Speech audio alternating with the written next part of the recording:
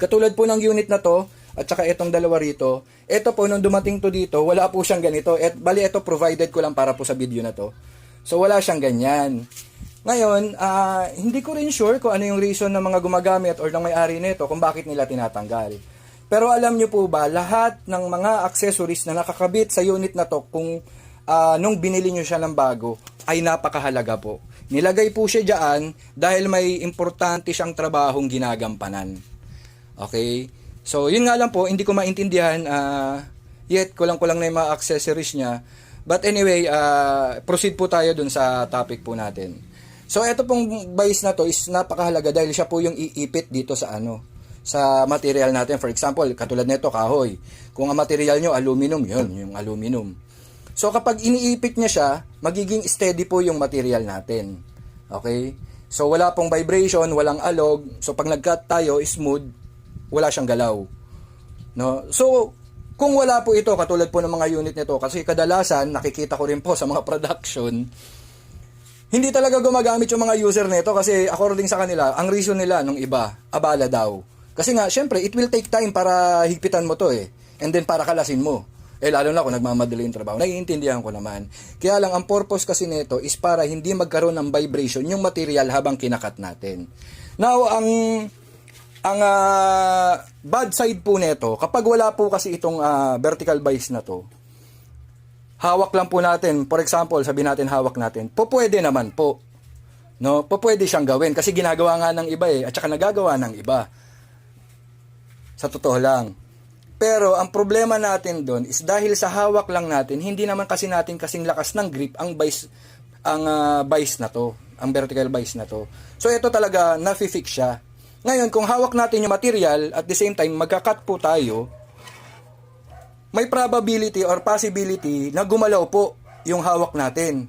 Kasi tayo po mismo na tao, hindi naman tayo steady. Habang nagpapump yung heart po natin, automatic, yung mga nervous system natin, gumagana po yan, gumagalaw. No? Yung iba nga dyan, may tinatawag na pasmado, umaalog-alog yung kamay. So, hindi po natin maiwasan yun bilang tao. So, now, kung hawak natin to, may possibility na magkaroon siya ng vibration, no, habang nagkakat tayo, and then pwede rin po mag-cause yun ng pag-ipit ng talim sa material. So, babalik po ulit tayo dun sa problema na yun. Pwedeng mabungi itong talim at pwedeng masunog po yung makina natin. Okay? So, once na mabungi ito, problema na po yun, number one. And then, parang domino effect po yan, tuloy-tuloy na. Lalo na po kung hindi mapansin ng user yung bungi niya. And then, ang isang bagay pa doon, pagkapap pumurol, no? So, yung ganong possibility or situation, kapag maalog siya, hindi natin na-fix yung material natin, may chance din po na pumurol, kahit na sabihin na natin na bagong talim to, may chance po na pwedeng pumurol ang talim natin dahil doon sa vibration na ginagawa niya. Dahil sa pag-vibrate niya, hindi nakakaputol ng smooth tong blade natin, maaari po siyang pumurol or magdal. No, lalo na po kung aluminum po yung material natin.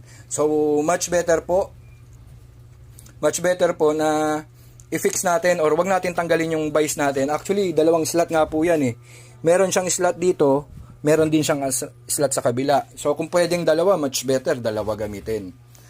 So, etong accessories na to, nilagay po ng mga Hapon para po gamitin natin para maiwasan po yung mga ganong bagay.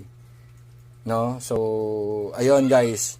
So, kailangan as much as possible gamitin po natin yung vertical bias niya nakasama sa unit para po maiwasan natin yung mga further problems katulad po ng pagpurol ng talim, pagkabungi ng talim, or pagkasunog po ng makina natin. Okay? Ayan. So, sa mga users natin, malalaman nyo naman yan at saka sigurado ako na pagdaanan nyo yan, na-experience nyo rin yung mga ganyan. Yan. So, as much as possible po, gamitin natin yung mga tamang accessories na para po dito sa model natin. At ugaliin po natin yung mga tamang way ng paggamit sa kanya para maiwasan po natin yung mga future damages na po pwede pong mangyari sa kanya.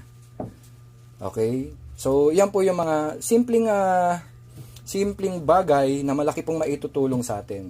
Yung proper usage po ng makina. So, yan. So, idagdag po natin dyan is yung tamang pag-feed ng ating talim dito sa material natin. Okay, so hindi po natin kailangang idiin siya, no? Agad-agad, no, para makaputol. So kadalasan kasi ang nangyayari, tama na yung mga first steps eh. So pinaandar, full throttle muna, then tsaka finid. Okay? And then nakakabit yung vertical vice natin. So pag feed niya, kumakain naman, pero dinidiinan niya or minamadali niyang maputol yung material. No? So ipapaliwanag ko lang din po, ang tawag po natin sa makinang to is power tool. Tama po. So kaya siya tinawag na power tool is ibig sabihin nun is kaya niyang gampanan yung trabaho. Okay? Kaya lang kailangan niya ng assistance ng tao para magawa niya ng gusto yung kanyang trabaho. So yung pagputol po ng material na to is kayang-kaya na niya. Kaya lang hindi naman po siya aandar nang walang assistance ng tao. So ang pinaka obligation natin sa kanya is para paandarin siya at itutok and then i-feed dun sa material, pero hindi natin siya kailangan puwersahin or idiin ng gusto. Kasi kapag diniin natin yung gusto, dun po nangyayari yung kuminsan. Maririnig nyo po yun habang umaandar. Para siyang pigil umandar, tapos umuugong. So ibig sabihin po nun, nahihirapan pong umikot yung talim natin. Yun po yung, dun po magkakaroon ng tsansa na tumaas ang amperahe po ng armature at masunog. Okay? And then dahil po dun sa pagpilit natin or pagdiin natin sa kanya, habang nag-feed, pwede rin po yung mag-cause ng ipit or pag-ipit sa material. No? So, ang correct way po ng paggamit sa kanya is hayaan lang po natin siyang mag-cut. Okay? So, kung mag-aalalayan lang natin siya, so dahan-dahan nating ibaba. So, mapapansin naman natin yan, nagka-cut yan, nag-feed yan. So, habang nag-feed siya, dahan-dahan po natin siyang idiin. Hindi po natin po pwersahin na bibiglain or ididiin ng gusto. No, pabayaan lang po natin siyang mag-feed hanggang sa tuluyang makat niya po yung material natin. Okay, guys. So, yun po yung mga yun po yung mga karaniwang na experience ng mga users natin. Sigurado ako yung mga users natin, mga na experience na nila yan, na encounter na nila yung mga bagay na yan. So, yun po yung mga dapat nating iwasan para po mapahaba natin yung buhay ng makina natin at maiwasan natin yung maagang pagkasira. Okay, so malaking tulong po ito sa atin, lalong-lalo na kung tayo po yung may-ari ng unit or dun sa company na pinagtatrabahuan natin, which is yung nagmamay-ari rin po ng unit. Okay, so mapapaiwas natin yung malaking gastos or yung maagang paggastos para sa pagpapagawa po ng unit natin. Okay guys, so next topic natin, yung proper maintenance. Okay, so sige guys, stop ko muna yung video.